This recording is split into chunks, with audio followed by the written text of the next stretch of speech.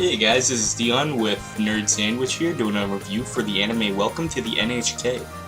I actually enjoyed this anime a lot. It had excellent artwork, sound, animation. It's just fantastic. Basically what the anime is about, it's about this guy named Tatsuhiro Sato, and he's a hikikomori, which is basically that guy who lives in that house on your street. You never see him, never cuts his lawn, and he's like just has his blinds shut, held inside, never takes out the garbage. He's just always in his house doing stuff that he pretty much shouldn't be doing. And then one day he meets Mikasa, which is this girl who lives actually up the road from him, who claims that she can cure him of his hikikomori disease. And I figure that's kind of a lie at first because it's very hard to cure. If I'll show you some photos in a minute, but hikikomoris are basically they're hoarders in English, pretty much. They'll just stay inside, all their garbage and living space is just used up. But him and his friend Yamazaki basically try to start a company to convince this girl that he actually isn't a hikikomori. But the company is basically making gal games, hentai games, pretty much like that, you know. Road that will be paved in sweat and blood. I can't have you quitting on me in the middle of production, no matter how tough it gets. I won't, I promise. So come on, what kind of game are we talking about here? Hentai games.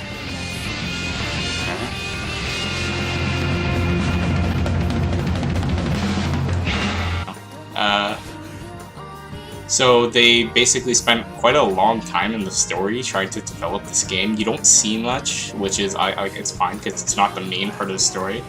The main part of the story is like definitely a huge character development part, and the character development also is just phenomenal. You really feel for the characters at the end, and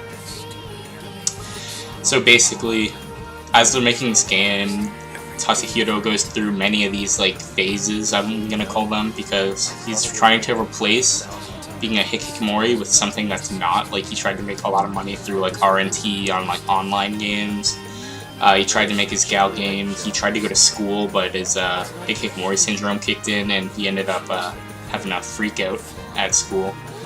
And you can definitely see the character development, especially between Mikasa or Misaki and Tatsuhiro, basically, because as the story kind of like hints to it a little bit, you can definitely see that they do have like a little romance going. They don't really want to admit it until really towards the end, but even at the end they kind of don't at the same time. And basically,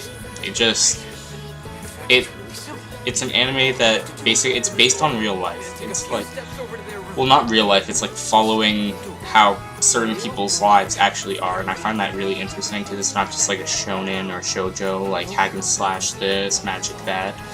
You know, it's not really been done before, so that's why this anime is really, really, really special to me, because it actually did make me feel a lot, and I loved it personally. I'm gonna give it an 8.5 out of 10, and I'm definitely gonna say buy it if you ever see it at a store, and it's like, just buy it. It's amazing. You're gonna love it. The dub work is fantastic. The subbed is also really good because, you know, it's the sub. The emotion you can actually hear in both of them, what they're actually trying to get across, instead of just like faint reading. But you can definitely hear everything about it, and it's just, you get this phenomenal feeling at the end. Like, as you're watching, it's just like an emotional roller coaster. You're trying not to laugh at some points, you're like, you don't want to cry at other points.